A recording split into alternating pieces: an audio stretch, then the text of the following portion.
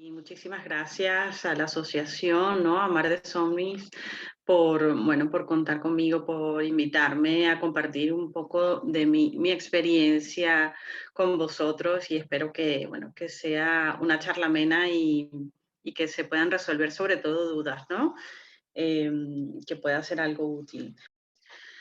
El rol del cuidador se define, en nuestro caso, a partir también de la enfermedad y lo importante es que, bueno, que dentro de la familia y como organización, el padre y la madre, ¿no? Las figuras parentales son primariamente los que asumen los roles de cuidado, porque los niños, bueno, son más pequeños, más dependientes, y esto es un orden evolutivo de las cosas. La enfermedad, bueno, añade algunas veces en el entorno familiar el rol del cuidador. Entonces, esto va a ir variando obviamente dependiendo de la edad a la que se hace el diagnóstico y de cómo se organiza la familia. Entonces, ¿quién va a ser el cuidador principal? Va a estar definido por diversos factores, ¿no? Y si queréis, luego entramos un poquito a que comentéis vosotros vuestras dudas, vuestros casos, como de una manera un poquito más particular para poder daros una respuesta. Entonces, bueno, sabemos que las enfermedades crónicas son una carrera que podemos decir como una carrera de fondo, ¿no? En donde tenemos que ir acopiando la energía, ¿no? E irla distribuyendo a lo largo del tiempo, porque, bueno, tenemos que irnos mentalizando de que van a ocurrir a lo largo de muchas fases de nuestra vida y eso implica, bueno, que tengamos que contar con la imprevisibilidad de las cosas y con, con las necesidades de la persona que tenemos que cuidar.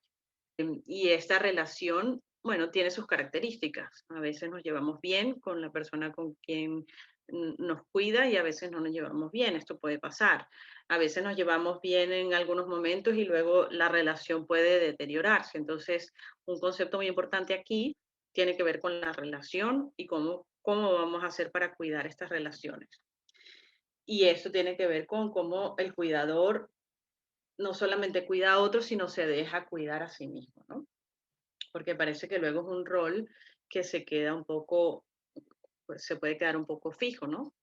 Cuando una vez se designa. Entonces, bueno, es muy importante que lo tengamos en cuenta. A mí me gustó mucho esta metáfora, ¿no? De la cultura aquí en Cataluña, que son los castellers, porque, bueno, creo que son un buen ejemplo de cómo se construyen relaciones y relaciones sobre todo cooperativas, en donde lo que me gusta de esta imagen es cómo se distribuye el peso y cómo se distribuyen las funciones para poder llegar a un objetivo común. Entonces, esto quiero que lo tengáis en mente porque tanto el paciente como el cuidador pues necesitan también de una estructura que en este caso, por ejemplo, bueno, tenéis como la asociación, ¿no? Como Mar de Somnis, donde también tenemos que tener distintos puntos de apoyo dependiendo del peso y dependiendo del momento, ¿no?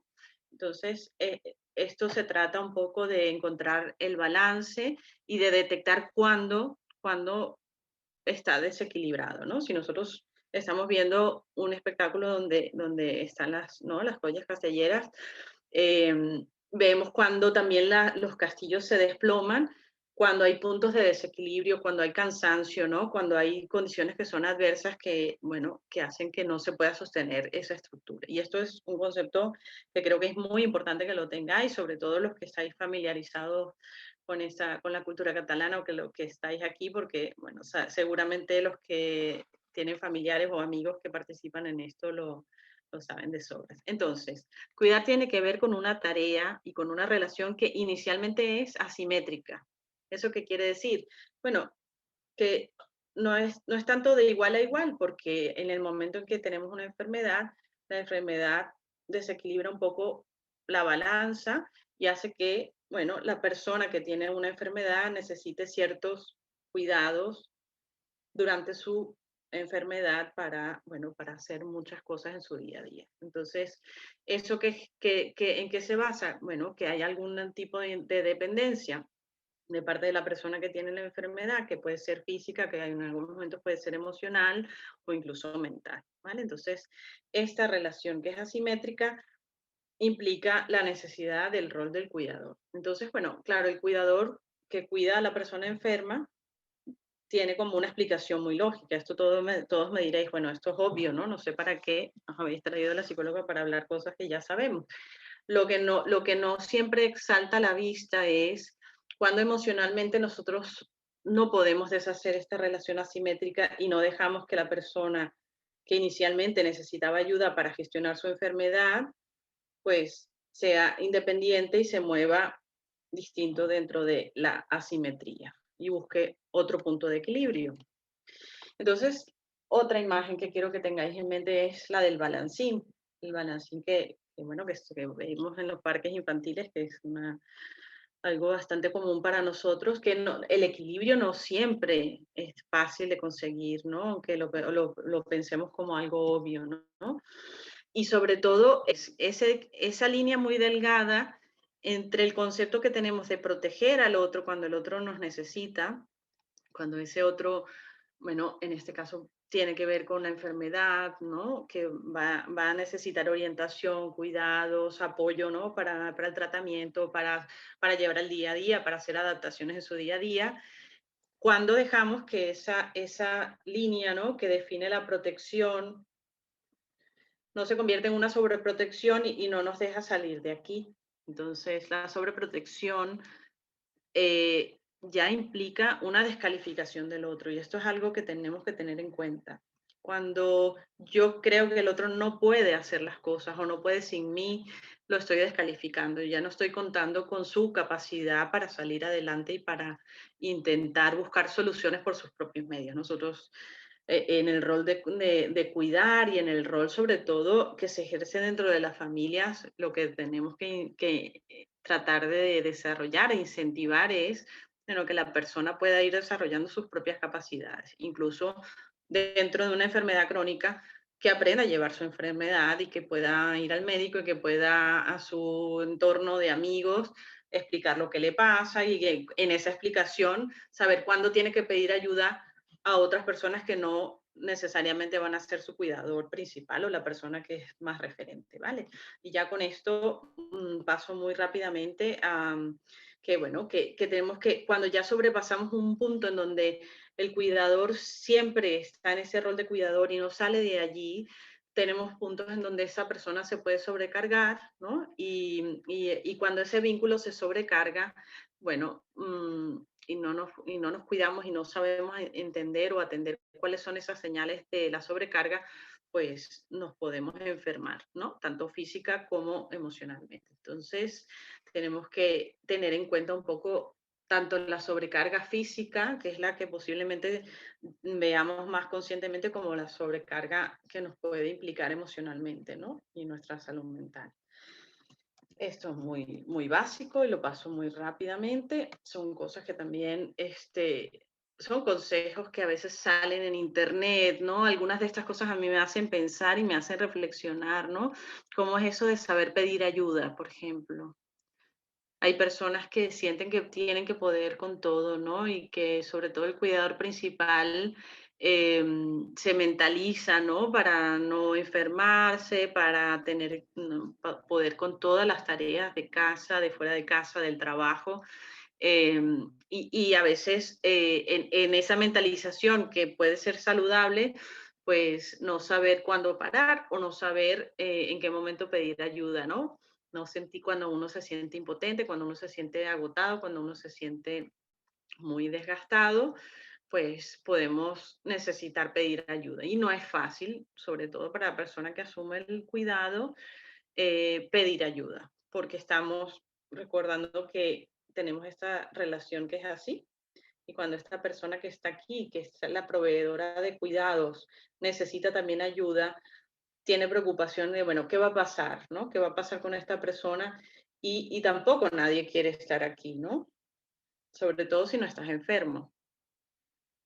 Es algo bueno, que a veces emocionalmente con lo que tenemos que lidiar, ¿no? Entonces, bueno, cuidarse a uno mismo tiene muchos puntos, ¿no? hay muchas maneras de cuidarse, nos podemos cuidar físicamente, nos podemos cuidar mentalmente, ¿no? Estos son algunos de los tipos de apoyo que podemos dar a un cuidador principal para rebajar un poco alguna de las cargas que algunas personas asumen, ¿no?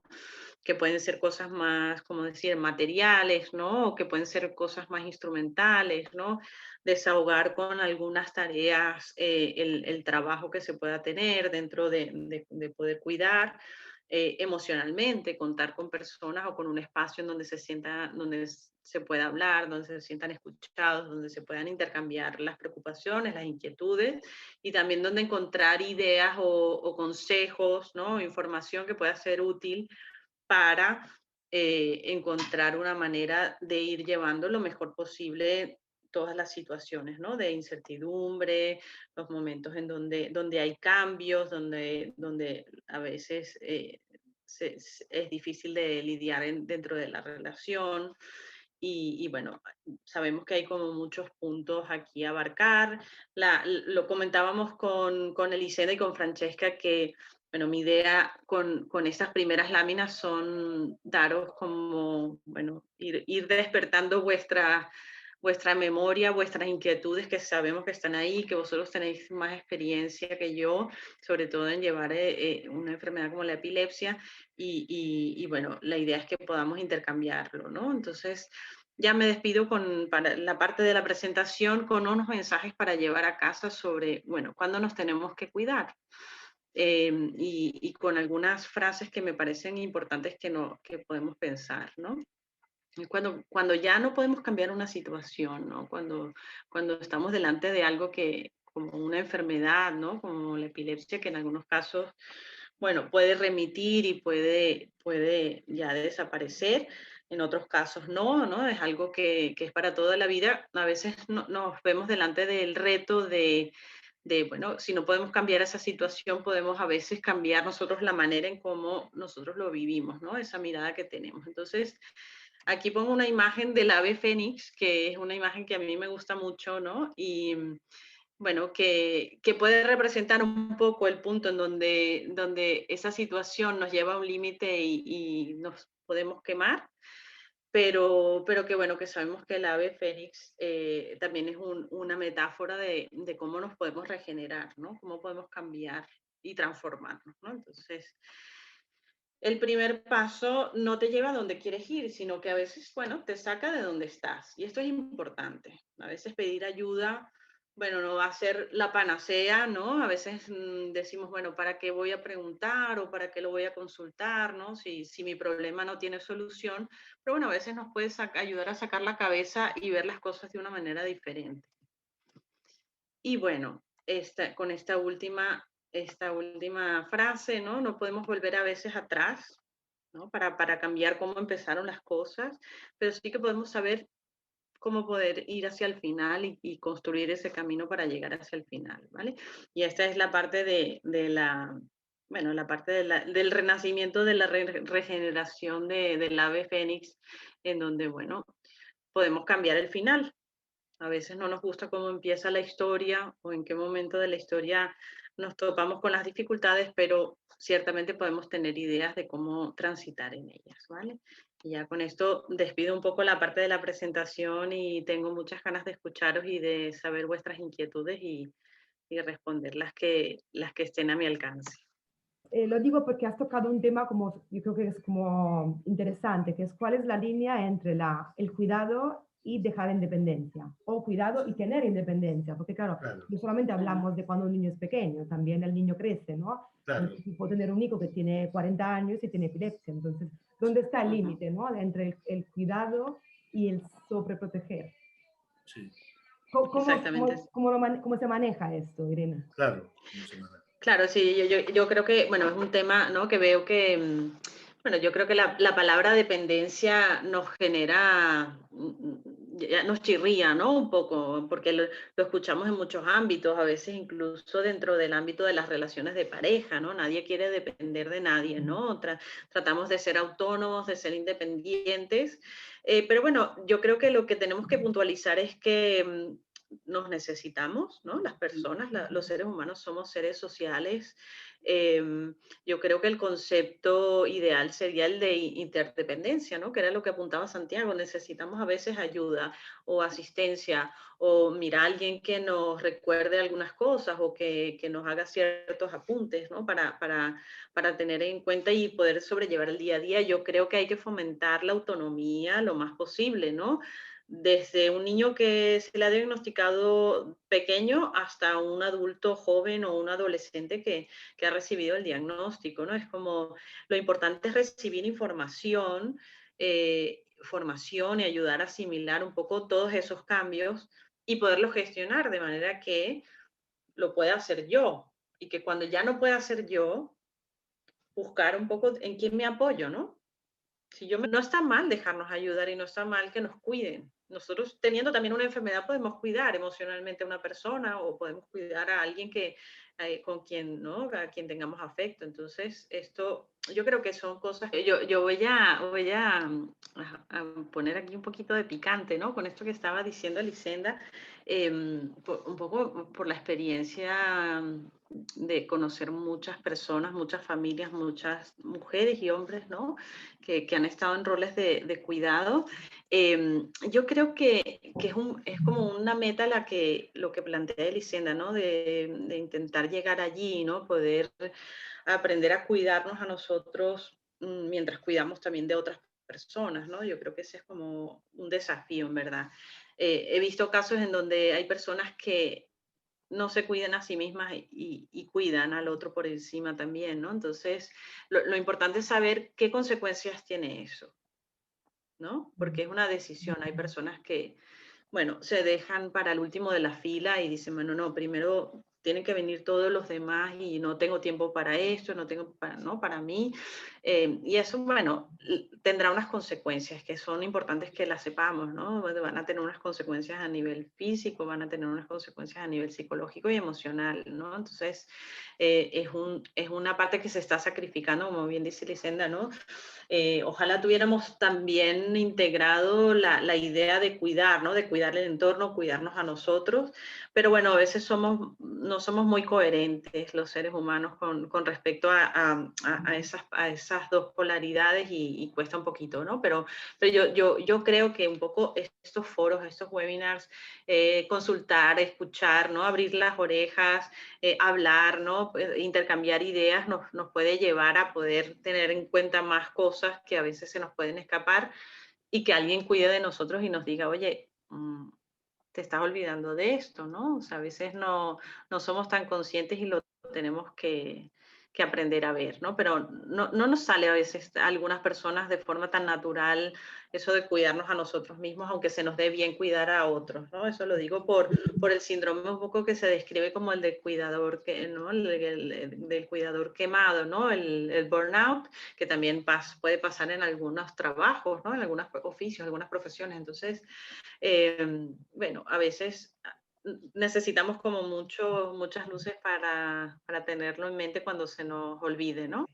Irene, hay una mamá y Noelia que dice, hace una buena pregunta, ¿hasta qué punto eh, esta responsabilidad de involucrar al hermano, ¿no? Porque siempre hay un momento de, bueno, cuida de tu hermana un momento que voy a hacer la compra, o tengo que ir a trabajar, o tengo que salir, o repartir responsabilidades, ¿no? Es una buena cuestión. Ujú.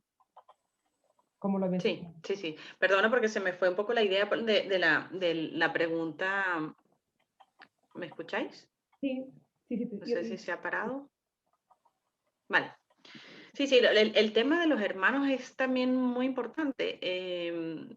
Todos dentro de una familia cumplimos un rol. Hay roles que son designados porque, bueno, por orden de nacimiento, ¿no? Y por la organización familiar, los padres, los hijos y de entre los hijos los hermanos. Em, lo importante es definir bien cuáles son las necesidades. Si tengo un hermano, ¿no? Que tiene epilepsia, ¿qué puede y qué no puede? ¿Qué necesita y qué no necesita, ¿no? O sea, ese otro hermano, ¿de qué manera puede apoyar a sus padres, ¿no? ¿Qué responsabilidad puede asumir uno y qué responsabilidad puede asumir el otro? Lo importante es que eso se pueda poner sobre la mesa, que se pueda hablar, que se pueda pactar, ¿no? Obviamente, claro, si el hermano, en este caso, es mayor, no tiene epilepsia, y el otro es más pequeñito, y la madre necesita salir y no llevarlo con él al mercado, bueno, por qué no podemos ayudar? ¿No? Era un poco la estructura que teníamos planteada ahí. Lo problemático es cuando un rol se queda fijo y siempre, bueno, se quedan atrapadas en esas posiciones. Lo del balancín va un poco así, porque tenemos que volver a buscar el equilibrio, ¿no? Entonces, ciertamente cuando hay una enfermedad y cuando hay la necesidad de un tratamiento, ingresos, operaciones, bueno, eso va a recurrir una cantidad de tiempo y de atención por parte del resto de la familia. Pero bueno, también tenemos que buscar otro tiempo para atender a las personas que no están enfermas y que no, y que también tienen otro tipo de necesidades. No van a ser igual las necesidades y a veces lo que tenemos es que definir cuáles son esas necesidades en cada caso, ¿no? Con qué puedes y hasta dónde puedes. Yo creo que aunque los hijos los veamos pequeños, yo creo que hay que hablarlo con ellos, porque si no también es lo que comentaba Francesca, es la rabia de siempre me toca cuidar a mi hermano, ¿no? O a mi hermana. Mm, entonces, si yo puedo colaborar y lo puedo entender y sé que eso bueno, tiene un tope, ¿no? Y no va a ser para siempre o no va a ser, ¿no? Porque te tocó y se pueden negociar algunas cosas. Creo que es importante que se puedan hablar estos temas en la familia. Qué cosa que no solemos hacer, porque la familia como ya viene dada, nadie elige su familia, es como, bueno, te ha tocado, pero si podemos darle un poquito la vuelta, se hace más fácil el viaje. Y igualmente creo que si uno aprende a darle la vuelta, que no es fácil, y creo que no se hace de un día para el otro, que es un proceso, y que No, si se puede pedir, o sea, que hay que pedir ayuda cuando uno no llega a otras familias, a médicos, a enfermeros, a terapeutas, a amigos, a quien pueda dártela, ¿no? Creo que cuando conseguimos dar la vuelta, creo que es una buena posibilidad para aprender a cuidar, que como dice Eli, cuidar es un concepto transversal. Hay que cuidar de tu hijo sin enfermedad, antes que todo, ¿no? Luego, si hay una enfermedad, evidentemente se hace mucho más complejo, pero luego tus padres serán mayores, luego tú te harás mayor y tendrás que aceptar de ser cuidado y pedir ayuda, ¿no? Creo que es como un concepto que va más allá de la enfermedad y evidentemente cuando se convive con enfermedad es más complicado, pero yo la veo como una gran posibilidad de aprender a cuidar, que no es poco. sí. Y bueno, hoy día vamos a hablar acerca de lo que es la resiliencia en el diagnóstico de la epilepsia, ¿no? En su fase inicial, cuando sé del diagnóstico y bueno, y cuando estoy dentro de este diagnóstico ya un buen tiempo, ¿no? Dicen cosas muy interesantes que me van a conectar justamente con lo que voy a poder explicarles. Muchos dicen es asumir. El hecho de asumir quiere decir con un tema de responsabilidad, otros dicen la actitud, otros dicen la fuerza de voluntad, ¿no? Cuestiones de valores. eh, y en realidad es todo un conjunto. No sé si ustedes conocen a este psicólogo, psiquiatra, Viktor Frankl. Él es fundador de la logoterapia. Él habló acerca de un factor determinante en el ser humano que diferencia de uno y de otro, del que lo supera y el que no supera los avatares de la vida. Habla acerca de la libertad de elegir, ¿no? La libertad de decidir, de tomar una decisión. Entonces, eso es lo que nos diferencia de uno de la otra persona, el que nosotros podamos arribar a tomar la responsabilidad de asumir nuestras decisiones. Ahora, Franklin hablaba acerca de, en su experiencia personal, cuando él estuvo dentro de lo que fue los campos de concentración, cuando ocurrió la Segunda Guerra Mundial. Él estuvo en 2 campos de concentración y vivió pues por experiencias para él son traumáticas, ¿no? Y perdió a su familia, ¿no? Perdió, podríamos decir, hasta la dignidad como persona porque lo trataron como si fuera lo más bajo del mundo.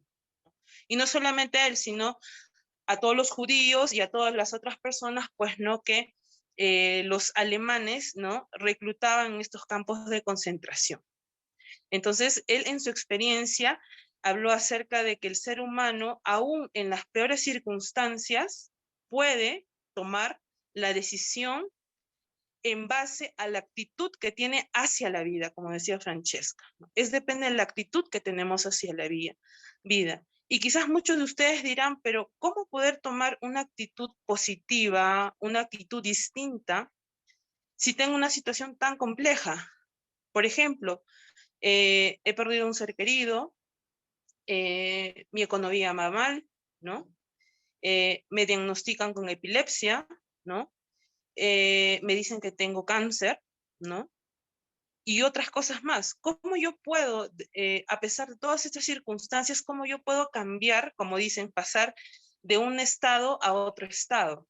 ¿Cómo salir de esta zona que he visto siempre, que comúnmente llamamos la zona de confort? ¿Cómo pasamos de un estado a otro estado? ¿Qué hace ese brinco? ¿Qué hace ese salto? Es justamente lo que dice Franklin, es que el ser humano, al encontrar un para qué en su vida, puede encontrar un cómo. Es encontrar el sentido de lo que nos está ocurriendo en nuestro entorno. Y justamente son estas, las decisiones que a veces no podemos tomar. Por ejemplo, nosotros no podemos elegir los padres que tenemos, ¿no? No podemos elegir en el entorno donde nacemos, ¿no? Quizás la lengua con la que venimos, el país donde estamos, pero sí podemos decidir cómo podemos actuar ante estas situaciones. Y son las mismas con referente a las adversidades que vamos teniendo en el día a día, ¿no? Y justamente es este factor de decisión que aboca al tema de lo que es la resiliencia también. Resiliencia, para ser resiliente hay que superar un problema. Antes de nacer no hay problemas, por tanto no se nace resiliente. Exacto, muy bien. Entonces, Diego nos hace algo muy, un ejemplo muy exacto y claro acerca de que nosotros los seres humanos no nacemos resilientes, tampoco no nacemos con una autoestima alta, tampoco no nacemos con las capacidades de poder relacionarnos con las personas. Es todo un proceso de aprendizaje, que la resiliencia no es estática, es un proceso continuo. No quiere decir de que pase hoy día algo, por ejemplo, yo entero el diagnóstico de la epilepsia, ¿no? Yo como madre me entero de que mi hijo tiene epilepsia, entonces pues paso por un proceso de duelo porque hay un proceso de duelo porque mi hijo está perdiendo la salud, ya su condición no va a ser la misma que antes. Entonces va a pasar por un proceso de resiliencia, ¿no? Inicia un proceso de resiliencia cuando la persona empieza a crear soluciones para afrontar esta adversidad. Y para poder desarrollar resiliencia es necesario estar en una situación favorable. ¿Qué es lo que contribuye a que yo pueda ser más resiliente? ¿Será lo mismo desarrollar una resiliencia a la edad de los 5 años, en la adolescencia o en la edad adulta? ¿Será lo mismo? Mira, hay 3 características, 3 cosas muy importantes y fundamentales que van a determinar la resiliencia, ¿no? La presencia de la resiliencia inicial. Una es la característica idiosincrásica del niño, que puede ser en este caso la personalidad del niño, la inteligencia en su nivel intelectual, su estado emocional, ¿no? Otro viene a ser la familia. Dentro de la familia tenemos cómo se desarrollan las pautas de crianza en casa, y viene a ser el tema del apego. Ustedes, de hecho, en su país deben haber escuchado mucho sobre el tema de lo que es el apego. Hay un neurólogo psiquiatra, Boris Cyrulnik, que él ha trabajado mucho con el tema de lo que es el apego y la resiliencia. Tiene un libro que se llama La resiliencia y los patitos feos, me parece, que habla acerca de experiencias que se han sobrevenido a distintos niños en distintas etapas y cómo afrontaron esto, cómo reestructuraron este trauma que fue para ellos y cómo manifestaron este proceso de resiliencia y salieron victoriosos en muchos casos, ¿no?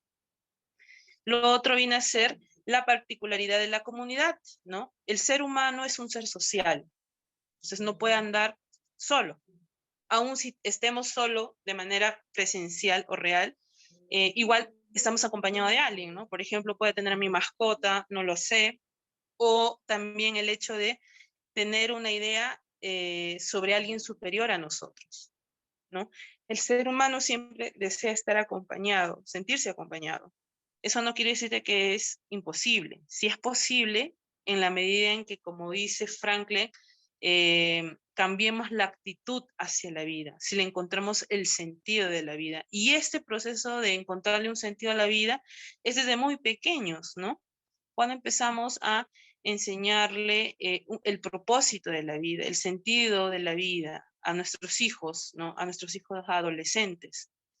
En la adolescencia se pasa más por un proceso crítico existencial, en donde se cuestionan, ¿no? Donde se cuestionan del por qué estoy aquí, cómo existo, ¿no?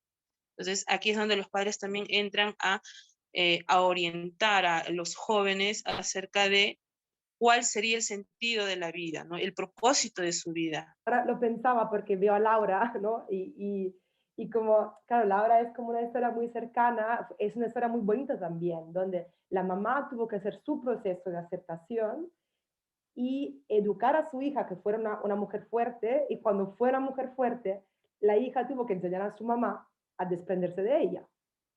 Mi mamá es muy preocupada. ¿No, Laura? Hola, ¿qué tal? ¿Qué tal? Bien. Bueno, a mí me vino la epilepsia a los 13 años, o sea que yo soy como un caso de adolescencia. Entonces, a ver, yo estaba un poco empanadilla en aquella época, entonces no era muy rebelde, afortunadamente, porque claro, a mí me vino a los 13 años o me lo diagnosticaron a los 13 años y fue, pues claro, obviamente retirada de alcohol, o sea, no bebía entonces, pero ni alcohol, ni fiestas, en teoría, ni nada. Y bueno, yo, pues bueno, como era un poco niña, entonces, pues bueno, pues vale, pues me quedé, pues no sabía ni qué era la epilepsia y entonces pues viví unos años muy tranquila, hasta que se controló muy bien, hasta los 19, que no sé por qué motivo empecé a hacer tonterías y bueno, yo entré en la universidad y claro, a ver, yo sí que me noté de dificultades más que mis compañeros, pero ahí es lo que habláis vosotros, la fuerza de voluntad.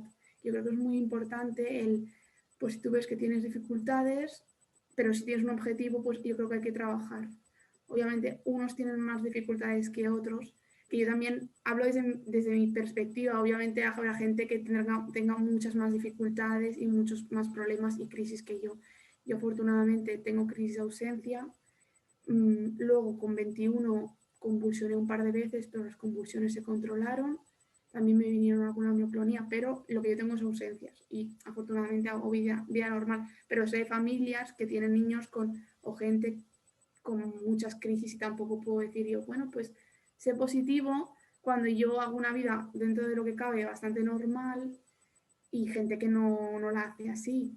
Bueno, bastante normal porque tú decidiste que tu vida iba a ser bastante normal también. Tomaste decisiones. Mi vida es adaptada, como yo digo dentro del descontrol está controlada. Pero, claro, yo sé de gente que pues los niños igual van con casco o necesitan un cuidador ellos como adultos. Yo afortunadamente pues no necesito eso.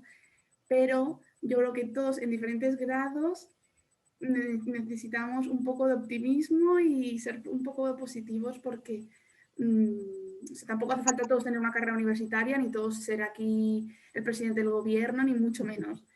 Pero yo creo que hasta donde lleguemos, yo creo que tenemos que ver un poquito de luz. Yo, por ejemplo, cuando es lo que estaba explicando, que yo en mitad carrera siempre había querido estudiar una carrera y en mi tercer año fue lo peor de mi epilepsia, lo peor. Me tuve que medicar con 3 fármacos, unos efectos secundarios fortísimos y bueno, pues fue ahí como mi segundo diagnóstico. Para mí fue un segundo diagnóstico y sí que yo lo sufrí ahí bastante.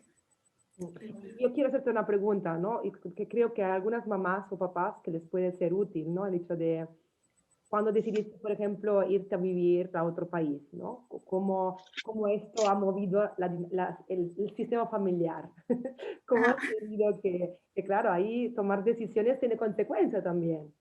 Sí, ahora estoy viviendo en Ámsterdam y bueno, mi madre se volvió loca porque mi madre es muy preocupona. bueno, mi madre ya es preocupona, supongo como todas las madres, pero claro, con la epilepsia, pues ella, yo creo que desde pequeña ya ha sido un poco más. Pero yo como ya le dejé muy claro desde siempre que yo era muy autónoma y que ya no me tenía que cambiar por eso. Yo creo que es muy importante el que los padres dejen autonomía como un poco adaptada al niño, a las necesidades del niño. Yo, pues eso, afortunadamente yo he podido también, pero yo le dije cuando estuve mal, si me tengo que caer, me caeré. Y ya me levantaré, o sea, me voy a ir a la universidad y si ya me caigo en la universidad, pues ya me levantaré. Es que lo máximo que me haré será una caída.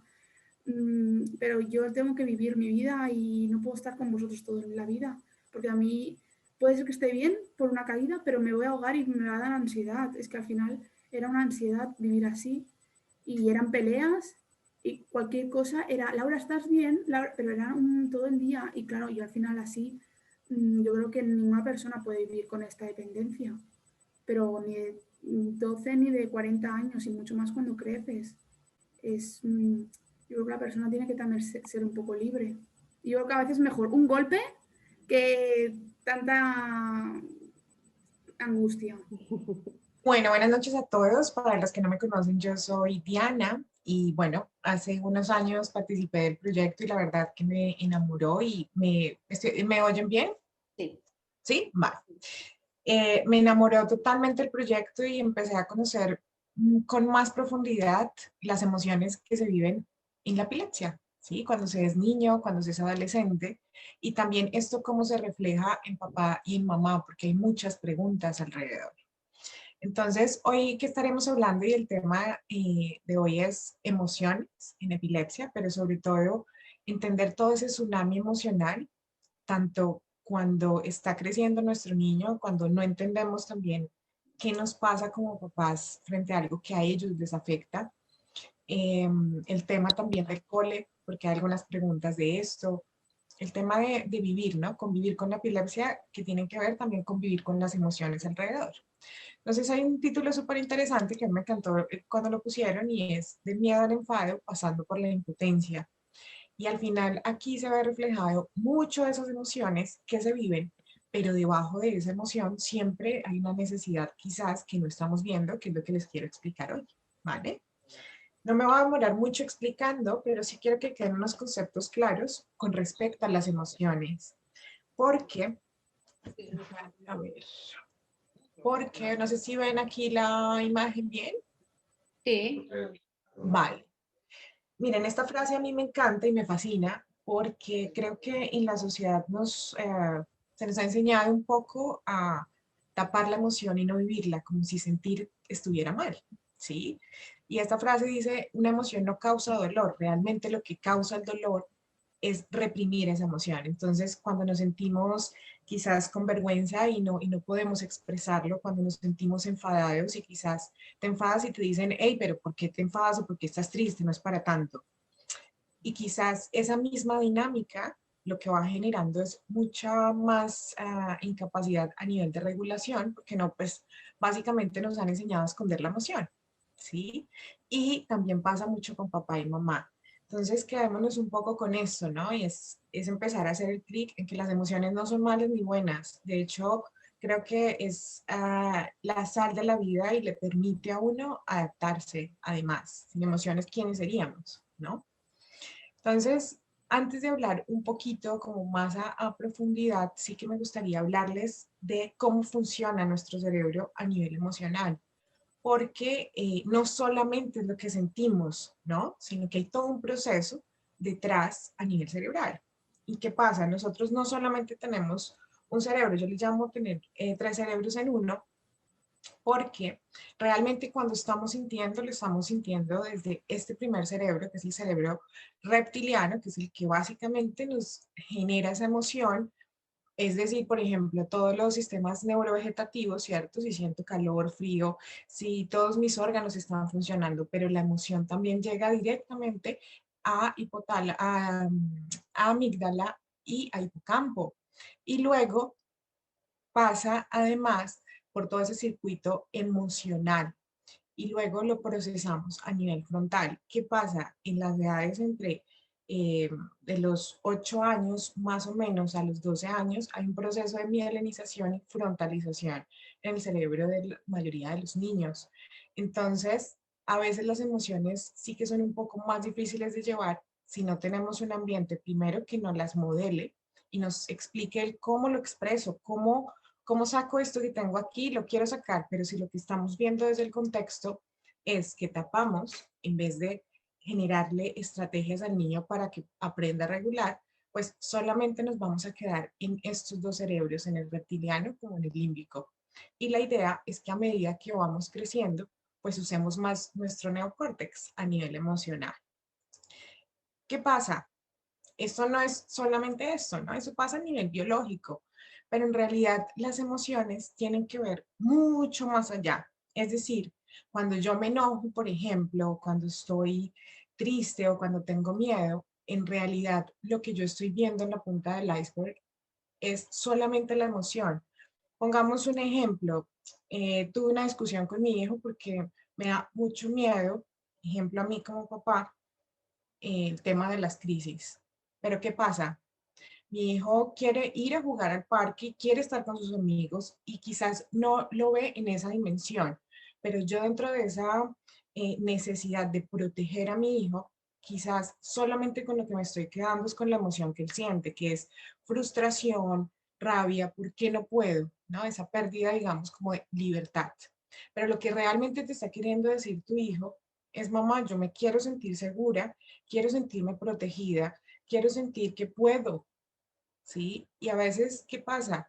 La necesidad relacional, en muchos casos, los niños o los adolescentes no la saben explicar. Y a veces como papás no escuchamos qué está pasando realmente allí, ¿sí? Entonces nos quedamos con que se enojó, nos quedamos con que está triste, pero sacar todas esas palabritas y todo esto que hay en este mundo emocional a veces cuesta mucho y al niño le cuesta mucho y al adolescente le cuesta mucho. Y cuando tenemos epilepsia, también hay muchas emociones alrededor de cómo estoy a nivel de salud en el día a día, cómo me lo estoy llevando con mis compañeros en el cole, por ejemplo.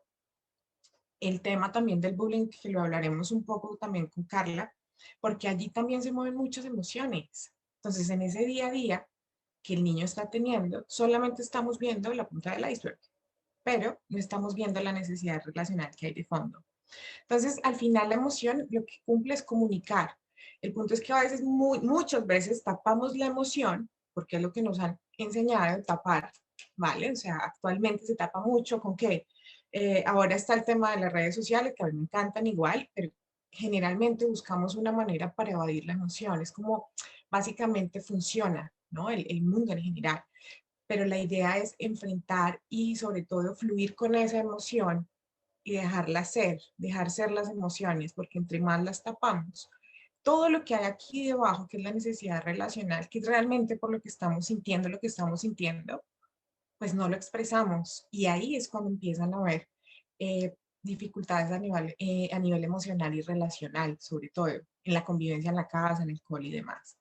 Entonces es esto, la emoción comunica y sobre todo comunica cuando no estamos respondiendo ante una necesidad relacional o cuando sí estamos respondiendo. Cuando comparto tiempo con mi hijo, por ejemplo, pues hay una experiencia compartida que es una de las necesidades relacionales y probablemente esté más en sintonía afectiva con mi hijo y entienda más lo que le está pasando, como él también me va a entender a mí en lo que yo también estoy viviendo. Entonces, acuérdense que la emoción y la acción al final, decir, el llanto o cualquiera de las emociones que pongo acá, ¿no? La ira, la tristeza o esas acciones de rebeldía, quizás que le llamamos así, o quizás ese aislamiento, porque también yo diría que la cuarentena nos ha puesto más como en contacto hacia adentro y muchos adolescentes han encontrado confort en estar a veces encerrados. Entonces, al final, esa acción me está reflejando algo que hay debajo. Y luego, yo quiero que nos quedemos con esta partecita que igual, en la medida en que van haciendo preguntas, porque mucho tiene que ver con esto, y es que hay muchas necesidades relacionales que no estamos atendiendo, ¿sí? Y sobre todo cuando está el diagnóstico de epilepsia, hay muchas preguntas. Y eso era lo que quizás yo veía también, me acuerdo en colonias, porque teníamos un lugar dedicado que se llamaba La Sacerdotisa, que era yo, y muchas de las preguntas que habían allí tenían que ver con esas necesidades relacionales que no están siendo atendidas. Ejemplo, ah, en muchas ocasiones no se sentían respetados, reconocidos, la protección a veces, entonces pasaba al otro lado, ¿verdad? La sobreprotección, pero cómo encontrar ese punto medio también como papá. La autodefinición, o sea, me defino a través del diagnóstico, por ejemplo, ¿cómo lo explico en el colegio? Que era otra de las cosas. Entonces, quiero que vean que esas necesidades relacionales, en realidad, son esas vitaminas que le están permitiendo a tu hijo o a ti, los que me están escuchando, que están sobre los 13, 14 años, que uno empieza a ser como más consciente de lo que quizás ve como falencia, esas necesidades en realidad son esas vitaminas que nos permiten estar en sintonía conmigo y con el otro y entender sobre todo el diagnóstico y convivir con él, aceptando que hay limitantes y sabiendo sobre todo fluir con esas emociones que a veces, lo que les digo, no son malas ni buenas, son. Y por algo me permiten a mí sentirlas y con ellas me adapto. Pero bueno, ya lo explicaremos y bueno, y lo hablaremos ahora más adelante. Eso es como un mini resumen, que igual lo hablaremos, yo creo, finalizando un poco, y es, bueno, entonces si hay esta necesidad relacional, ¿cómo me educo emocionalmente y cómo educo emocionalmente a mi hijo? ¿Sí? Y resulta que la educación emocional tiene ciertas fases, pero un poquito resumido, porque lo hablaremos más adelante, tiene que ver con cómo percibo yo la emoción, es decir, cómo le pongo nombre a lo que estoy sintiendo, porque a veces no sabemos ponerle nombre a lo que estamos sintiendo. Quizás estoy sintiendo vergüenza, pero lo estoy confundiendo con frustración. Ejemplo, y esto pasa mucho en la adolescencia. Quizás me estoy sintiendo triste, me estoy sintiendo muy triste, pero lo estoy mezclando con ira, entonces ¿eso cómo se llama? Porque hay emociones primarias y emociones secundarias. Las emociones primarias, pues bueno, tristeza, enojo, tristeza, ira, el miedo, el asco, la sorpresa, pero de ellas se desprenden muchas más. Entonces a veces no le podemos poner nombre porque no las conocemos o las evitamos, que también tiene que ver mucho. Y luego cuando ya tenemos esa percepción y evaluamos cuáles son nuestras emociones, luego ya viene el cómo digiero lo que estoy sintiendo. Entonces viene ese pensamiento, que a veces se piensa también sobre lo que se siente o se siente sobre lo que se piensa. Entonces, yo quiero que vean que lo primero sería identificar lo que se siente, luego poner nombre y saber qué voy a hacer con esto, dejarlo ser y sobre todo tener una perspectiva desde fuera, que yo creo que eso también le permite mucho a uno entender lo que siente. Y luego ya está todo ese análisis de esa información emocional que básicamente tiene que ver cómo interpretamos no solo nuestros sentimientos, sino los sentimientos de los otros, nuestras emociones. Y luego viene la llamada regulación emocional. Y es, bueno, ya lo he entendido, la identifico, pero ajá, sigo sintiendo esto. ¿Qué hago? ¿Sí? Entonces vienen esas tapaderas emocionales que le llamamos. Y entonces podemos encontrar la forma adaptativa o la forma no adaptativa. Y la forma no adaptativa tiene que ver con evitar la emoción. Pero cuando la enfrentamos, cuando le exprimimos allí al sistema límbico, amígdala, hipocampo, somos capaces de fluir con la emoción. Entre más la evitamos, pues peor. Entonces, en ese sentido, la regulación de la emoción tiene que ver con ser capaz de abrirme a lo que estoy sintiendo, encontrar una manera de escuchar y de reflexionar acerca de lo que siento y sobre todo dejar ser la emoción. Regular, a veces yo creo que hay mucho, ahora en el mercado hay mucho de aprende a regular tu emoción, educación emocional y demás, pero yo creo que el punto clave en la educación emocional es dejar ser las emociones, dejar de evitar lo que sentimos y compartirlo con el otro y quizás en el otro también nos vemos reflejados. Esa es una manera también de regular. Entonces, bueno, igual esto lo iremos hablando. Y bueno, quizás al final, no sé, les puedo plantear unas estrategias que tengo que quizás yo creo que van a salir ahora con lo que hablemos un poquito. Y ya, así que lo pauso un poquitín acá. ¿Me escuchan? Hola. Hola. Perfecto. Bueno, entonces, entendiendo esta parte de las emociones, entendiendo la parte biológica, lo que pasa a nivel de desarrollo, pues charlemos de qué pasa en realidad en la vida real cuando estoy con mi hijo que tiene epilepsia, convive con la epilepsia, o yo tengo epilepsia y hay emociones que no entiendo. Hay momentos en los que quisiera, quizás, muchas veces también me lo decía, me acuerdo, en aquella fase de sacerdotisa, y es la impotencia quizás de querer ser o estar en una situación diferente, el por qué a mí, ¿no? El por qué a mí, el por qué me tienen que preguntar esto, por qué tengo que verme expuesto a esto. Esa es una de las cosas que yo veía como muy en común. No sé si a ustedes también les pasa, me gustaría un poco abrir la conversación. No sé si Laura quiere empezar.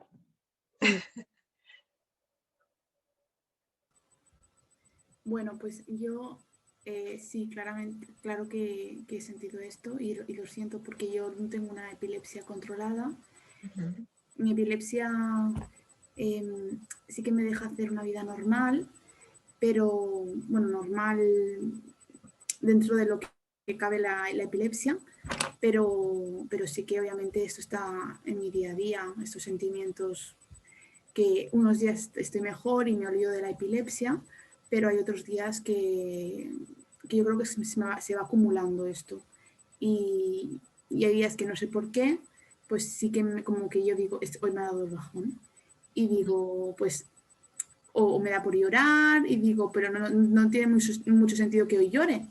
Pero yo creo que es pues que se van acumulando pequeñas cosas de la epilepsia, que yo, por ejemplo, cuando yo sí que he notado que desde que tuve la recaída más grande en los últimos 3 años, pues que sí que, por ejemplo, el tema de la autoestima pues empeoró. O porque sí que tiendes a pensar, pues te tienes a comparar más con la gente, o dices, pues esto no sirve tanto para esto, igual la memoria te falla más, o dices, ¿sabes? Cosas que o te tiendes a comparar a antes y te da rabia, son sentimientos malos, negativos, y yo creo que eso, acumulándose en días, al final pues petas, y si no te desahogas, pues yo por ejemplo, que no soy mucho de expresar esto, pues al final, pues yo creo que al final peta por mal sitio y pues, pero sí, yo creo que esto es algo muy común, al menos a mí me pasa mucho el pensar Mucho acerca de... pensamientos sí que negativos. Mira que a eso se le llama, bueno, el diálogo interno, ¿no? Esa conversación, esa vocecita interna que estamos teniendo. Y esa vocecita interna a veces cuesta apagarla. Y cuesta apagarla porque la alimentamos con lo que tú dices. Hay dos palabras que me encanta que uses, Laura, y es autoestima y la comparación, ¿sí? Y resulta que estas dos recaen mucho primero en experiencias que hemos tenido en nuestro día a día con respecto a la epilepsia y con respecto a nuestras capacidades. Hay algo curioso que, bueno, que generalmente en psicología lo hablamos y es qué tan real es esto de la autoestima, tener bajita la autoestima. O sea, ¿hay realmente un medidor para decir yo tengo la autoestima igual que otro? Sí, en realidad la experiencia que yo he tenido no puede ser igual al otro. Entonces, al final, el autoestima se construye a través de la experiencia y de esos momentos y esos peldaños, grandes peldaños, que también se han tenido a través del diagnóstico. Es decir, desde el momento cero cuando me diagnosticaron, cómo empecé a entender y sobre todo a adaptarme, porque no es algo que ocurra del día a la mañana, ¿sí? Y cómo empiezo también ese proceso de decir, ok, depende, bueno, la epilepsia, ¿no? Pero cómo empiezo además a adaptarme a medicación, a cosas que sí puedo hacer, a cosas que no puedo hacer.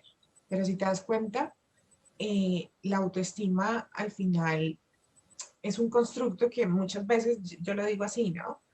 Es un constructo que se ha inventado un poco en el lenguaje coloquial porque es esa necesidad de comparación, de estar en pro también del otro, ¿no?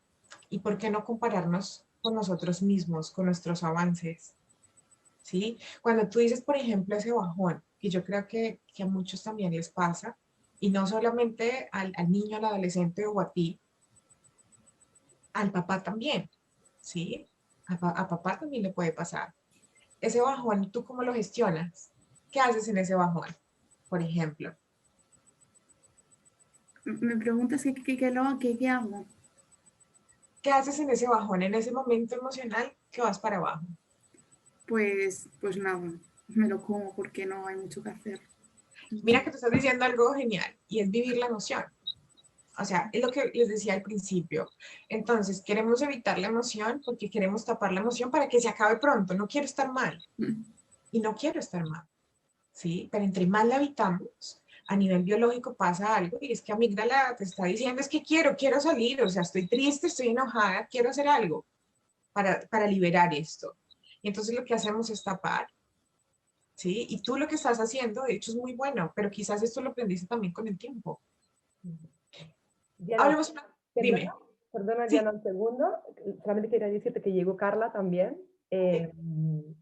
Carla, si te puedes poner micro, así, así te Lo veo. tengo, creo. Y también queríamos escuchar tu experiencia después de Laura y aparte de tu voz interior, ¿no? ¿Qué es lo que te dice tu voz interior en relación a esto? Tus bajones, ¿no? Como, ¿qué pasa con esto, con lo que comentaba Laura hace poco? Es que no, me he introducido a medias y no sé de qué hablábamos. Hablamos de los momentos de bajón. Ah, Los momentos de bajón que a veces llegan de repente, pero realmente sabemos que es un cúmulo de momentos que hemos vivido y que quizás llega un buen día esa vocecita que dice, ya no puedo más, o sea, de verdad no puedo más, quiero llorar, quiero gritar, quiero.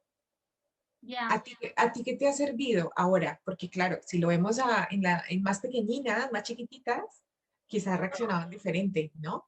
Sí, sí, pero yo siempre soy una persona muy, bueno, yo me considero una persona muy frustrante y entonces cuando algo no me sale bien, por mucho que para los demás no sea un problema, para mí lo es. Y los bajones en general, ya sea por algo mío o por algo exterior, yo no los puedo, o sea, es que no los puedo controlar. Muchas veces me canso yo de decir, jope, es que no puedo estar así que me afecte todo tanto y sacarlo pues ya cuando lo tengo todo acumulado, porque yo no soy de explicar muchas cosas cuando estoy mal. Y eso es una cosa que quiero mejorar, pero siempre lo digo y no lo puedo poner en práctica. Porque yo luego soy yo misma que digo, no, es que no lo expliques a nadie. Bueno, no sé, entonces claro, me como yo los bajones siempre igual y acabo llorando yo en la habitación y tal, pero soy incapaz de solucionarlo. Ok, pero tú no crees que lo estás solucionando viviendo también lo que estás sintiendo. Bueno, sí, lo que pasa es que como me lo como todo yo sola, pues no lo acabo de expresar como me gustaría. Mi cabeza me dice que no lo exprese, que me lo diga a mí y ya está, y entonces es peor. Okay. ¿Tú cuál crees que en algún momento, ¿no? En algún momento, ¿cuál ha sido ese punto de fuga que todos tenemos, ¿no? Algunos es el arte, otros es cantar, que te hemos visto además. Sí. El deporte también para algunos, ¿no? Dicen, voy a salir a caminar un poco y quizás me despejo, ¿no? ¿Tú crees que esa también no sería una conversación A contigo mí misma? desde pequeña siempre me han dicho que tanto los bajones como los enfados es contar, y a mí contar no me ha servido nunca de nada. Y no, o sea, creo que a medida que yo he ido creciendo he ido encontrando mis técnicas que me servían a mí. Yo creo que cada uno tiene una cosa, pues cada uno dibujando se relaja. Yo, por ejemplo, si salgo a la calle o me toca un poco el aire o empiezo a cantar, pues sí que ya me vale para luego estar bien. Okay. Yo creo que a medida que van pasando las etapas, cada uno descubre su manera. Yo ahora no soluciono las cosas de la misma manera que cuando tenía 14 años, pero no sé, supongo que depende del problema, también lo solucionas de una manera u otra. Carla, una pregunta aquí de compartir, pues eso es una charla acá entre todos que me parece delicioso, todos los que nos están escuchando. Y es, bueno, eso es un ejercicio que hicieron también en verano, la carta de a mi yo del futuro, ¿no? Sí. Y a veces no dimensionamos cuánto hemos avanzado en entendernos y que es un camino, no solamente de ahora, cada etapa tiene un desafío que también tiene que ver con la edad, que cada quien vaya pues viviendo, ¿no? Porque los interrogantes cambian, ¿sí? Como los interrogantes que quizás tenías a los 14, ahora ya tienes ¿cuántos años? Yo conocí a Carla ya hace, ¿cuántos tienes? 21. Imagínate. Pues esos interrogantes son diferentes. ¿Tú qué hacías en esa Carla del pasado? Quiero que nos hables un poquito de eso, porque también yo creo que hay chicos y papás también que están en esta etapa adolescente, ¿no? Que a veces dicen, pero es que no entiendo qué pasa. ¿Qué pasaba también por ti en ese momento, no? ¿Cómo lo gestionabas tú para ese entonces? Mi opinión, o sea, me importaba mucho la opinión de los demás y a veces demasiado. O sea, yo no podía sentirme segura de hacer algo porque siempre estaba pensando en lo que pensaban los demás. Y creo que justamente hasta que no te haces adulto, no te tiene, o sea, bueno, no, es que ni adulto, o sea, no te tiene que importar eso, porque al final solo, yo digo yo, porque yo sufrí mucho bullying y entonces mi cosa era pensar luego en qué pensarían los demás. Y eso no me dejaba ser feliz. O sea, creo que cada niño tiene sus cosas, yo ahora que estoy estudiando educación infantil también veo que las cosas también van por etapas y todos hemos de pasar todas y no sé, es que no sé cómo puedo ayudar porque claro, supongo que cada uno... Perdón, ¿Qué? Carla, tengo una pregunta para Carla y para Laura, pensando también como en el tipo, o sea, en las personas que nos están escuchando, ¿no? Que también hay madres y padres, ¿no? En este momento.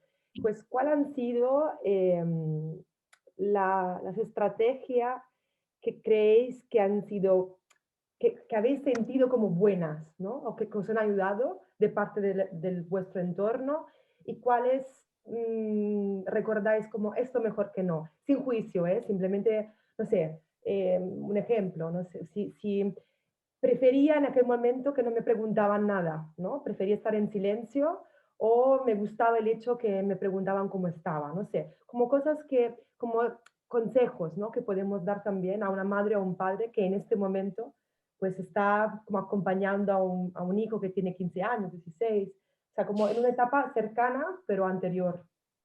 Sí.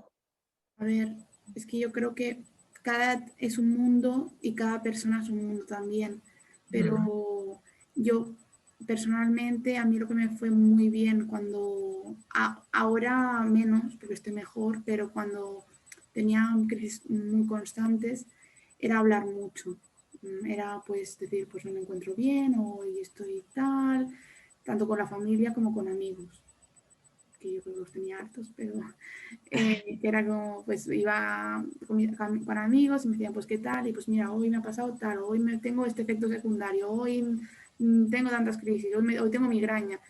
Y era como el sustituto de un psicólogo, un poco.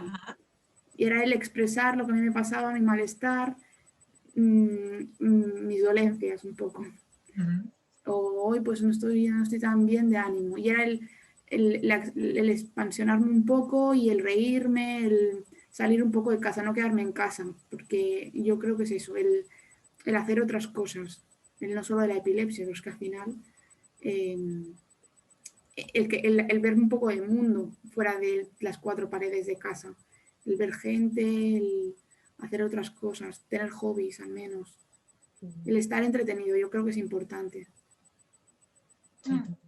Yo creo que también el ser uno mismo, o sea, el no querer ser alguien por gustar a los demás, sino ser original, ser quien tú quieres ser. O sea, creo que eso al final es lo principal para tú vivir feliz, para gustar a los demás. O sea, al final, ¿por qué nos importa el gustar a alguien? Porque al final, si alguien quiere ser nuestro amigo, nos va a aceptar porque le gustamos como somos nosotros, no por cómo nos han dicho los demás.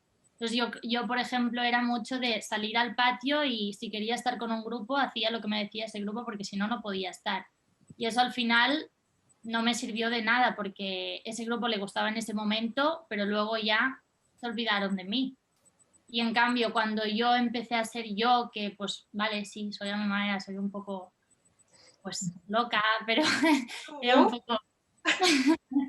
No, pero pues sí, me gustaban los juegos concretos y tal, pero en cambio es cuando más amigos hice, porque gustaba más mi manera de ser. Y... Mira que tú dices algo súper valioso y es, tuviste la experiencia, tuviste ese entorno que quizás tocaba hacer de una forma diferente a lo que tú eras. Pero si no hubieras tenido ese momento de darte cuenta y hacer el clic, quizás tampoco hubieras generado ese aprendizaje, ¿no? Entonces también lo que tú decías y Laura decía, hace parte del proceso también, ¿no? De la etapa, de darse cuenta. Pues, o sea, no nacemos pues ya aquí con un chip diciendo, sí, pues ya sabemos absolutamente todo.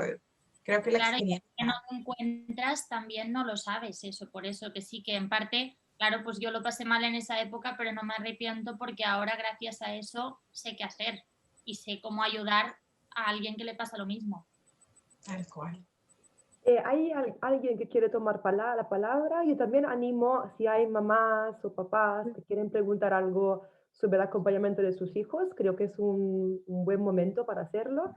En el chat vi que Carola, Uriol también, o sea que podéis intervenir. Bueno, ¿hablo yo? ¿Hablo yo? Sí. Ah, ¿se me escucha? Un poco bajito, pero sí, se te escucha. Espera, pues me... ¿Ahora mejor? Mucho mejor. Vale. Yo soy Carola, no me conocéis, bueno, da igual. Ya te conocemos, Sol. Soy epiléptica desde los 5 años y me gustaría comentar, porque me he identificado mucho con Carla y con Laura. Y una de las cosas que ha dicho ella, yo tengo 33 años ahora y soy maestra de educación especial, funcionaria. He hecho unas oposiciones, o sea, os lo digo en el sentido de la currada, ¿eh? No. Y bueno, entonces quería comentar que me ha gustado mucho lo que ha dicho de conseguir ser yo, ¿no? O sea, entender que yo era así, ¿no? Y que soy así. Ella decía, yo soy loca. Bueno, pues intentar crear como una personalidad sabiendo que eras epiléptica, ¿no? O sea, sabiendo pues que ser epiléptica suponía una serie de cosas, pero que pues yo era tal, yo era cual, yo era tal, o sea, y entonces como crear una personalidad única. Y el hecho yo por lo menos utilicé el hecho de ser la única en mi entorno que lo era, pues lo utilicé en el sentido de, bueno, es que soy yo, ¿no? Soy la Carola pues a veces tiene dolor de cabeza y cuando me preguntaban, ha habido un momento que ha dicho la Laura, creo que ha dicho, que les he preguntado que cómo regulaba los momentos en los que estaba con amigos, pues yo, por ejemplo, lo que hacía era, y hago, no hacía y hago, es, hoy no tengo un buen día, ¿no? Entonces yo ya empiezo el día, ya como que ya... que todo el mundo ya sabe que ya si me dicen algo, no sé cómo voy a estar, ¿sabes? Y después utilicé también el hecho de ponerle un nombre diferente. O sea, la palabra crisis no me ha gustado nunca de mi vida. O sea, estaba como fuera de mi vocabulario porque me dolía y me duele, ¿eh? O sea, no, aún no me gusta. Y entonces empecé a decir nombres y hacer que lo que yo sufría, pues que tuvieran un nombre. Por ejemplo, si tenía mareos dobles, que yo digo que tengo tal, pues les decía mareos dobles. Es algo que ellos no entienden realmente, ¿no? Pero al menos a mí me hacía no parecer una extraña ni una persona que sufría mucho, sino que eran mareos dobles que para ellos eran posiblemente entendibles, ¿no? O sea, que la mirada se me iba, ¿no? Y ellos no les ponían la palabra epilepsia, ¿no? O sea, no... algunos amigos sí, en cuanto me iba haciendo mayor le puse el nombre epilepsia, ya cuando bastante tarde, o sea, a los 20, cuando empecé a trabajar, 23 años, 25, no sé, entonces ya empecé a decir epilepsia, pero antes ponía nombres yo míos, no, es que tenía un mareo, no, es que me duele la cabeza, no, es que... Y realmente me sentía bien porque no acababa de decir la palabra. Y me sentía igual que el resto. La emoción fundamental a la que nos tenemos que enfrentar o a la que me tengo que enfrentar yo como persona con epilepsia, más que la propia epilepsia incluso, es el miedo. Debajo del hielo hay muchísimas otras cosas, ¿no? Aquí yo creo que la gracia, entre comillas, digamos, está en saber adaptarte a, digo, no tú, en general todos, adaptarte a lo bueno que puedas encontrar en tu día. No sé si a Ismael a veces le pasa esto, que tú nombras mucho el tema del enfado. Sí. Y yo quiero que veas una cosa, Ismael, que estar enfadado no está mal, hace parte de. El punto es aprender a comunicar ese enfado, a decir, hoy estoy enfadado por esto, esto y esto. ¿Sí? Porque a veces lo que pasa es que el enfado o el miedo nos paraliza y entonces no logramos explicarlo. Pero si tú logras explicarle a tu mamá que necesitas un espacio para ti porque lo necesitas, que vas a estar bien, pero que necesitas estar contigo, con tus emociones, probablemente también ella lo entenderá. Pero si yo me cierro y me vuelvo un roble, ¿cierto? Y me paralizo completamente, el otro no va a entender en lo absoluto qué es lo que está pasando conmigo.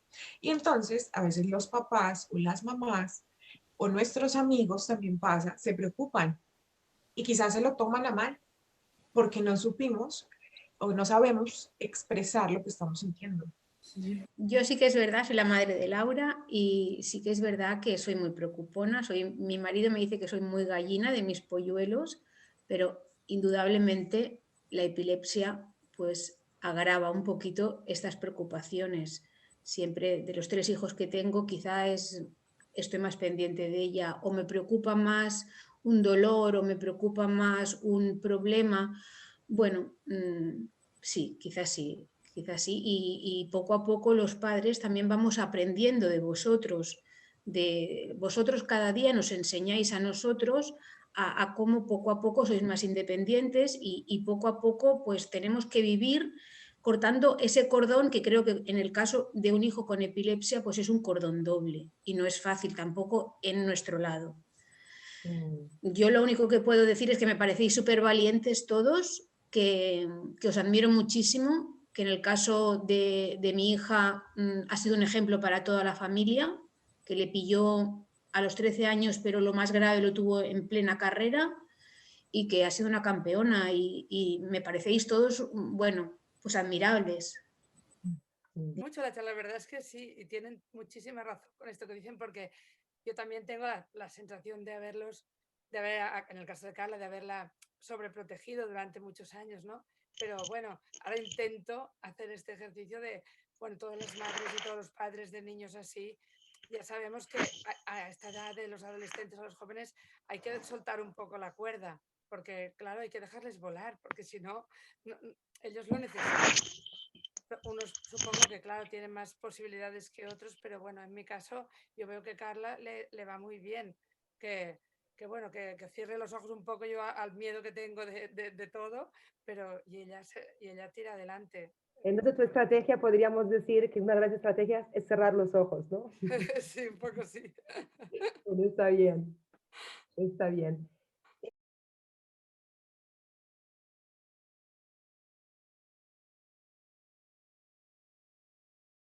Bueno, hola, muchísimas gracias por la invitación, muchas gracias por esa presentación hermosa. y gracias por esto. Sí, con Francesca y con la gente de Mar de Somnis nos conocemos hace un tiempo, eso también es admiración mutua. Cuando empecé este proyecto, la verdad yo vi varias organizaciones alrededor del mundo y una de las primeras que vi fue Mar de Somnis, porque la verdad que es una organización que respeto hace mucho, así que la verdad que estoy muy, muy contenta de participar en este taller, así que desde ya muchísimas gracias por esto. Bueno, vamos a arrancar. Primero decirles que nada, que este es un taller participativo, así que espero y anhelo que todos abran sus micrófonos y que participen en todo momento y cuando tengan ganas. Bueno, contarles un poco de mí. Yo estudié Administración de Empresas acá en Argentina, después hice algunos posgrados y después me fui a hacer una maestría en diseño, y ahí fue cuando bueno, decidí empezar a tratar todo este tema de la epilepsia como una posibilidad de ver y explorar el mundo de la epilepsia. A mí me diagnosticaron epilepsia a los 13 años, pero yo nunca lo había, digamos, lo tenía ahí, pero nunca lo había explorado. Y cuando empecé a verlo desde el lado del diseño, bueno, dije, a ver cómo podemos, no sé, generar posibilidades, generar comunidad para que la persona que tiene epilepsia sea quien empieza a resolver, y no seamos los que tenemos epilepsia quienes recibimos todas las soluciones o los dispositivos, sino que nosotros, los que tenemos epilepsia, seamos quienes creamos soluciones, quienes generamos propuestas y seamos los protagonistas. Bueno, a partir de eso fue que así nació un poco de Espacio Epilepsia, empezando a encontrar otras personas que diseñan, encontrando artistas, encontrando otros diseñadores, primero traduciendo del inglés al español, porque cuando empecé no había mucha gente que se animara a contar sus historias, y ahora estoy muy feliz porque todo el mundo cuenta sus historias, cada vez más personas se animan a contar sus historias, tanto en Espacio Epilepsia como en sus propios blogs, y eso es de mi parte el mayor logro que he tenido en estos últimos años, así que felicidad por eso. Ivana, así que bueno, sí. Ahora una pregunta, o sea, antes de meternos en el ajo, ¿no? Me gustaría como hacerte una pregunta como más personal, antes de meternos, o sea, en tu experiencia, persona que convive con epilepsia, y no persona epiléptica. A mí eso me gusta siempre remarcarlo porque es la diferencia básica, ¿no? Para empezar a hablar desde otro lugar, desde otro prisma. ¿En qué no te has limitado? ¿En qué te has superado? En viajes, en trabajos. No, yo qué sé, yo te conocí cuando estabas haciendo un máster en New York, ¿no? Y claro, ¿qué pasó? Nosotros nos conocimos, yo estaba haciendo una maestría en Nueva York. Y bueno, ahí tuve dos grandes dificultades, si se quiere. La primera es, cuando yo estaba terminando la maestría, me dio una crisis epiléptica en el comedor de la universidad. O sea, bueno, ese fue como si bien hacer la maestría para mí fue un gran logro, bueno, el comedor de la universidad, quiero que entremos a la universidad. La universidad es un espacio gigante, público, y además el comedor de la universidad es donde se ve desde todos lados. Es como la universidad está diseñada para que el comedor lo puedas ver desde todos lados. Ahí es donde a mí me dio una crisis epiléptica. Así que bueno, pero bueno, creo que eso fue una experiencia para mí para aprender un montón, porque fue como decir, bueno, sí, tuve esta crisis, pero bueno, hay que seguir adelante. Hay que levantarse y hay que seguir adelante. Porque bueno, esto es parte de mi vida, pero no es lo que yo soy. Y tengo la posibilidad de conseguir ayuda, de tener apoyo, que no es menor el apoyo que yo tenía. Yo en ese momento, si bien estaba sola, no tenía mi familia, tenía amigos a quienes les agradezco 1000 millones y voy a estar siempre muy agradecida por el apoyo que me han dado. Y bueno, y creo que eso es como me hicieron a mí la persona que yo soy. Eso. Y después también a lo que yo accedí y que es buenísimo es el viajar. Yo tuve la posibilidad de viajar y siempre que puedo viajo a donde sea porque, bueno, yo crecí mucho viajando y creo que bueno, que esto de está bueno viajar ya sea solo o en familia o con amigos, porque bueno, está bueno como para crecer como persona. También, en ese momento, como vos decís, yo me fui a estudiar sola, pero bueno, creo que también está bueno para decir, no porque vos tengas epilepsia te tenés que limitar, sino que el seguir viajando, el seguir haciendo, y eso está bueno. Cuando nosotros nos conocimos en Barcelona, estaba viajando con 3 amigos, con 3 de mis mejores amigos. Y nos vimos y fue de lo mejor. Y también creo que eso está bueno porque esa es una pregunta muy recurrente que me hacen. Si yo tengo epilepsia, ¿qué tengo que hacer? ¿Puedo viajar? ¿Me puedo ir? ¿No me puedo ir? Y bueno, no sé, yo lo que digo es, a no ser que tu médico te diga que no podés viajar, y lo podés hacer. Porque, bueno, creo que sí, creo que si te lo propones, se puede. Te defino como activista de la epilepsia, ¿no? En ese sentido, porque en tu cuenta Instagram, o la cuenta Instagram de Espacio Epilepsia, tienes siempre un poco de, como lo diría, ¿no? De digo esto, pero también quiero decir lo otro, ¿no? O sea, no nos olvidemos que los médicos, los terapeutas, los neurólogos son herramientas para que yo como persona esté mejor, pero que el control de mi vida, de los límites de los posibles, lo tengo yo. Entonces, por eso me gusta el enfoque de Espacio Epilepsia, ¿no? Yo os invito a quien no conoce la cuenta de ir a verla, porque es una cuenta muy participativa. No es la cuenta de Ivana, es un espacio realmente. Sí, porque yo creo que, bueno, un poco así, por eso era importante que fuera un espacio, que no sea mío, sino que sea de todos, porque mi realidad es de cierta forma, pero quizás la realidad de Francesca es otra, la realidad de Lisandra es otra, y la realidad de Carla es otra, y la de Sharon es otra, y la de Miguel es otra. Y el objetivo de Espacio Epilepsia era reducir el estigma en la epilepsia. Para eso era muy importante contar historias de todas las personas con epilepsia. Entiendo que es un objetivo muy, no sé, iluso si se quiere, pero ese es mi objetivo, o sea, contar las historias de todas las personas con epilepsia y que todas las personas puedan hablar y decir, mira, mi realidad no es la realidad que muestran los medios. Yo leía una realidad en los medios que no era la mía, y cuando hablaba con otras personas que tenían epilepsia, tampoco era su realidad. Entonces yo decía, bueno, si yo tengo esta realidad y hablo con otra persona que tiene epilepsia y no es esa realidad, bueno, entonces, ¿cuál es la realidad de las personas que tienen epilepsia? Bueno, no lo sé, lo vamos a contar. Bueno, hablemos, contemos, no sé si es la mía, la tuya, pero la empecemos a contar, porque lo que vamos construyendo es lo que la gente se va imaginando. Si no, el imaginario que tiene una persona sobre epilepsia es solamente lo que llega a leer, y la realidad es que se asusta porque lo único que lee es la nota de un diario donde, no sé, ve algo, bueno, claro. Que es una situación seguramente difícil, porque seguramente hay situaciones muy difíciles que no hay que minimizar, pero también hay otras historias que también están buenas. Entonces yo creo que todas las historias son muy importantes y todas las historias están muy buenas. Lo importante es que contemos todas esas historias y no nos centremos en una, sino que nos centremos en todas. Claro. Y ahora, hablando de hablar, justamente, ¿por qué? Bueno, cuéntanos por qué hemos decidido lanzar como esta provocación hoy, porque al final, o sea, es un temazo. ¿Puedo hacer una pregunta respecto a lo que ha dicho de que, o sea, el magisterio en Nueva York, o bueno, cuando fue a la universidad?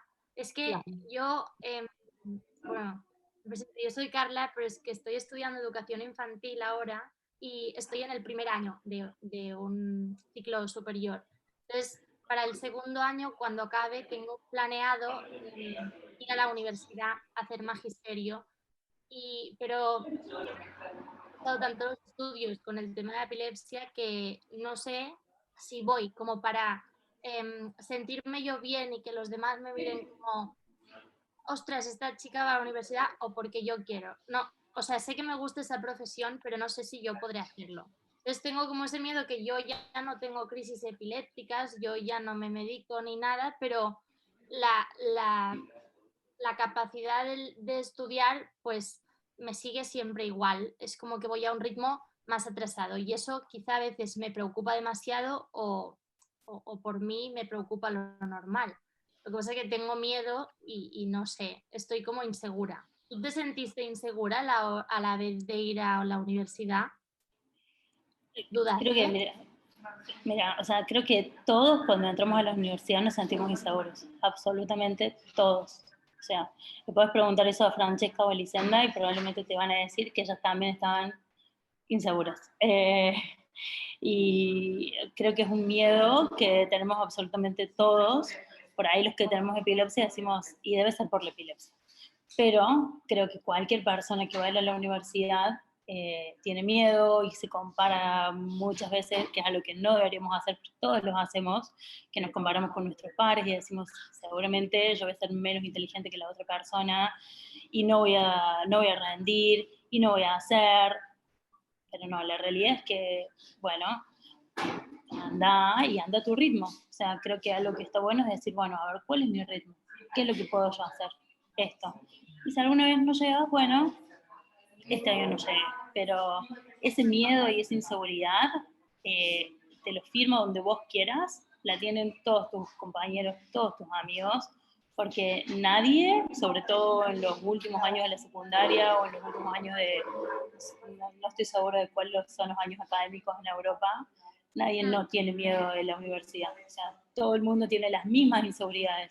Nada más que cuando tenemos epilepsia decimos, ¿sabes qué? Debe ser por la epilepsia. Pero no, la verdad es que es por el miedo o a maestría o el miedo a pasar el ciclo. Pero bueno, es el miedo a no rendir. Es esa inseguridad. Y bueno, y nosotros tenemos una enfermedad a la cual le asignamos todo. Pero cuando ya te volvés más vieja, porque la verdad no era la epilepsia, era que tenía mucho miedo de la universidad, le tenía mucho miedo al magisterio. Y bueno, en verdad era eso. Y la verdad, anda, anímate. Y si por algún motivo no terminas, pero entraste y lo hiciste y lo probaste, y si decís, ¿sabes qué? No era ese magisterio para mí. Bueno, pero te sacaste las ganas y lo probaste y lo hiciste. Ahí había David. Les entiendo perfectamente porque a mí al principio de mi epilepsia me pasaba exactamente igual. Es decir, yo creo que era el miedo al rechazo de la sociedad, al cómo te podría tratar y también porque había vivido una situación, ¿no? Como si le puede servir que por el tema de universidad, a mí con 27 años, 27, 28 años me dio la primera crisis epiléptica. Y sigo siendo refractario a los medicamentos. Me quitaron del trabajo, me dieron la incapacidad absoluta permanente con mi pensión y esto es el mundo al revés, ¿no? Tú intentas por estar trabajando y no te dejan. Y ahí lo que me planteé, bueno, estuve bastante tiempo pasándolo mal, vivía 2 años perfectamente en un estado depresivo gordo, ¿no? Entonces dije, pues bueno, hay que poner medios a quitar esto y dije, pues, ¿por qué no estudio otra carrera? Y lo hice. Empecé una segunda carrera e iba con ese miedo y dije, pues bueno, ¿cuál sería la mejor manera de quitarme el miedo? Y a mí siempre mis padres me habían enseñado, la mejor es afrontar los miedos. Me fui a Canadá. Solo, completamente solo, porque estaba agobiado de la presión de la gente encima mía, diciéndome esto sí, esto no, haz esto, haz esto, haz esto. Y dije, me voy al extranjero con una beca y con la pensión que me estaba dando el Estado y me pude ir a Canadá 1 año a estudiar y allí perfectamente. O sea, si te sirve como experiencia y como... Bien, que a Miguel, que me parece muy bonito lo que has contado de tu historia, porque has resumido muchas cosas de las que hemos hablado esta semana, ¿no? Porque desde el diagnóstico de epilepsia hasta la pesadez que supone a veces, ¿no? El hecho de que la gente de alrededor te quiere, está pendiente de ti, pero te puede llegar a agobiar, que me parece una cosa importante que no siempre se dice, ¿no? Esa sobreprotección te puede ser pesada, ¿no? En un momento dado. Y cómo tú has conseguido encontrar, con una actitud resiliente, ¿no? Darle la vuelta al calcetín y encontrar lo que tú podías hacer por ti mismo y además haciendo un paso adelante, ¿no? Que me parece como muy un testimonio bonito el tuyo y me parece Sí, muy valiente.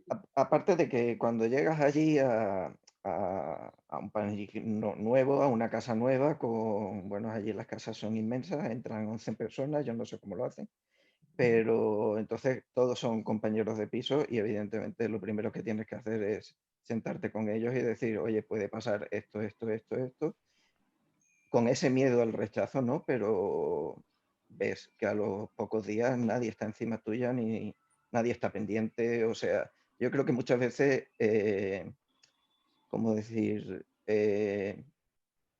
Ponemos muy mal ese punto de vista, ¿no? De decir, todo el mundo va a estar encima mía porque tenemos la experiencia de nuestra familia, que son los que han estado muy encima nuestra durante el principio de la epilepsia. Y Miguel, ¿y qué pasó cuando vos le dijiste a la gente, tipo, bueno, esto es lo que me pasa y esto es lo que tienen que hacer? Sorprendentemente, allí en Canadá, la mayoría sabían que tenían que hacer. Me sorprende bastante. Pero bueno, los que no, pues simplemente se lo expliqué. Yo tengo múltiples tipos de epilepsia, es decir, pero vamos, las normales, las parciales y convulsivas, ¿no? Entonces les dije, pues únicamente, porque la gente se iba mucho a, meto los dedos en la boca, que es el grandísimo error, ¿no? Pues simplemente explicarle las pautas básicas que hacer para que no metieran la pata, vaya, básicamente. Y de hecho me dieron crisis, es decir, y yo estuve allí de fiesta con mis amigos y en mitad de una fiesta me dio una crisis y nada, me levantaban y seguíamos y como si no hubiera pasado nada.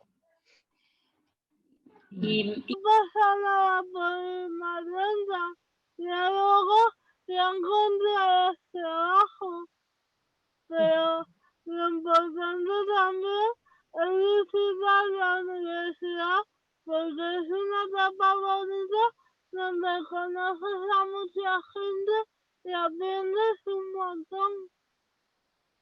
Gracias, Elena. Carla, era para ti el mensaje. Ya lo sé, muchas gracias. No, la verdad es que un montón. Yo me quedo con la frase de Elena, yo no puedo, yo no llego a todo. Esto me ha gustado, creo que es aplicable a todos y todas y en cualquier momento de nuestra vida, porque no siempre llegamos a todos. Yo me quedo con no pasa nada si vas más lenta. Eso está chulo, el tema de los tiempos también, ¿eh? Digo una cosa, Carla, no me gusta la palabra carrera. La Universidad Madrid es un camino muy largo. Es una carrera de fondo, de resistencia, de decir, yo puedo ser lenta, pero lo voy a conseguir. Este fue mi primera charla en un espacio con gente con epilepsia y ojalá todas las charlas que tuve sobre epilepsia hubieran sido con gente con epilepsia, porque nunca hablé y escuché de una manera tan cómoda como esta. Estoy sorprendida y feliz, así que gracias. Bueno, casi nos despedimos, gracias. Un abrazo a todos y todas. Muchas gracias a todas. Muchísimas gracias. Adiós, Nos vemos la próxima. Chao. Adiós a todos.